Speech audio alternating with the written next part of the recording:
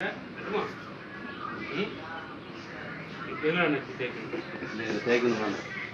தேய்ச்சி விட்டுருங்க. அது கொஞ்சம் இறக்கம் கொடுக்கட்டும். தைலம் படுத்தாங்க.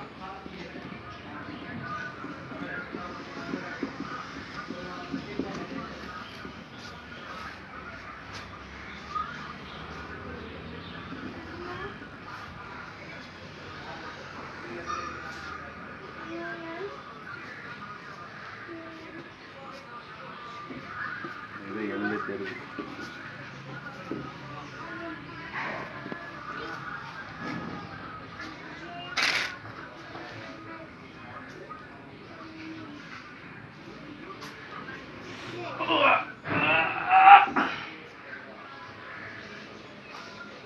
அது கம்பு உணி நடக்கட்டா விளைக்கும்.